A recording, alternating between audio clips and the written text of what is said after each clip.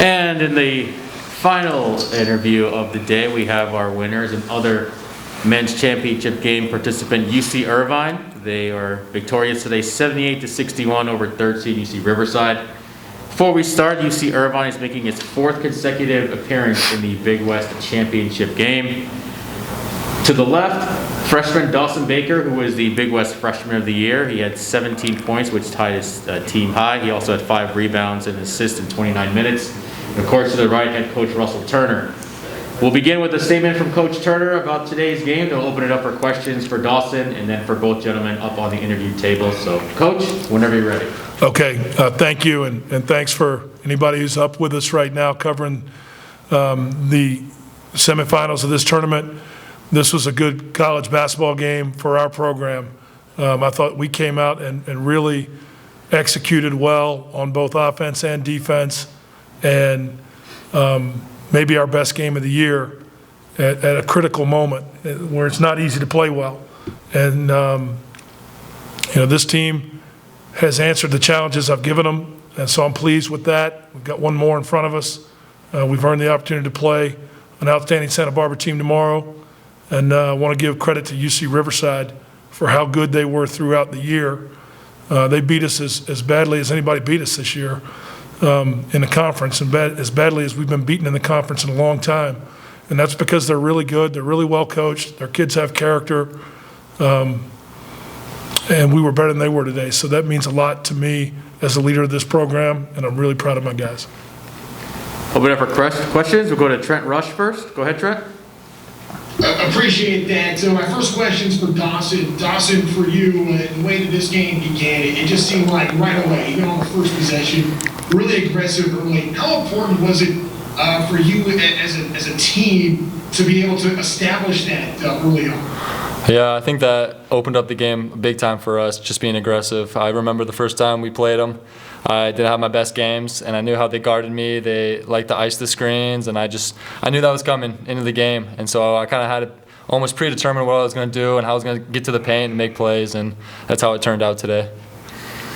Russ, I want to talk about the team's press break in the second half, because I know that's been an area of concern for your team earlier in the year. Yeah. Several times tonight, we saw UC Riverside pressing all over the place, and it seemed like there was some maturity and growth with your guards just on display tonight. What can you say about the job you felt like your team did in handling those moments and protecting a big lead throughout the second half? Yeah, we did what we said we were going to do, and what we worked on coming into the tournament. We knew that we've dropped some games this year when we've established control and given that up because we were careless and soft when teams came to trap us.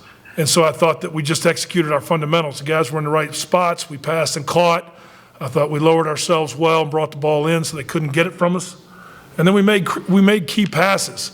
There was a huge play where they pressed us. It looked like they might turn it over, and Dawson ended up with it on a pass ahead and dropped it off to Brad for a layup. That's the type of execution that I've seen from our teams before. It was nice to see that from this young group. And, that was critical for us. But the story of the game is our defense. And I always say as a head coach, but to hold them to the low number of three-point shots, three-point makes that we did, that was our sole objective against this team. We knew we had to do that to play well. And I thought that we did that, and we frustrated them, and we had great shot fake discipline, and it was really, really a good performance from us. Last question for me, and this is for Dawson. Dawson, it seemed like as a team tonight, you guys were getting a ton of 50-50 balls. What can you say about the job that you and the rest of your teammates did in just, diving all over the floor and making all of those hustle plays? So where does that come from, and what can you say about what you guys were able to do tonight? Well, before every game, we practice that stuff. Coach gets out there and throws the ball, and it kind of gets us in the right mindset going into the games that when the ball's on the floor, our first instinct is just to jump on it. I think that goes through everyone on our team. And I remember Brad, the first game, or the other game, he did that, and it kind of just carries on to the rest of every player on our team. And it's just something that we developed in our program, and it's just instincts for us now. I make every guy in the program, Trent, dive for loose balls in practice.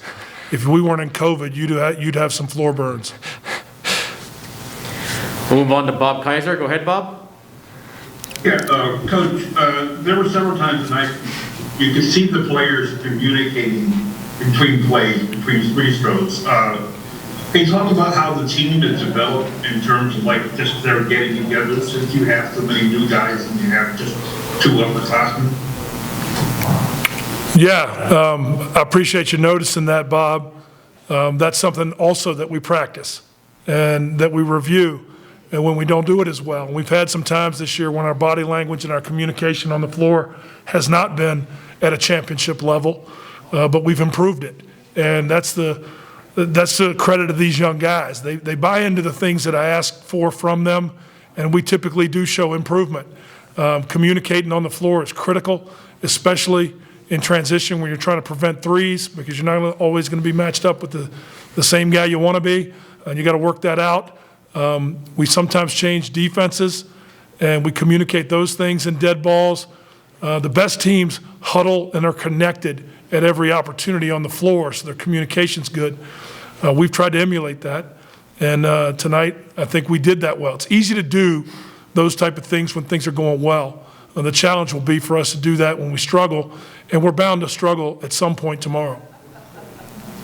Question for Dawson, do you even remember the 2 games against Santa Barbara back in December? Do I remember them? Yeah, I do.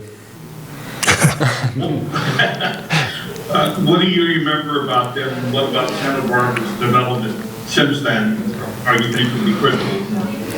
I just remember playing them the first time, and they were very mature. They have a lot of veterans on their team, and they have a lot of players. But I remember that first matchup. We stayed together through those 2 games. I remember the last one where it looked like it was going their way, and we kind of stayed together, and it was a big game for us to our growth as a team. And I know it's been a long time since we played them. It feels like it's been a long time since we played them. But just as they've been getting better, so have we. And I think it's going to be a fun game tomorrow. I'm really excited. Thank you. Ross, have you had to kind of change your style a bit with the younger team you've had? With teams in the past, with your NCAA tournament winning team or NCAA tournament game winning teams, they've been a little bit older, a little bit more mature through the battles. Have you had to change the way you kind of approach this unit in order to bring them to this point, the Big West Championship? Well, everything's been different this year because of COVID. But I haven't changed the demands that I make on the players and how hard I coach them.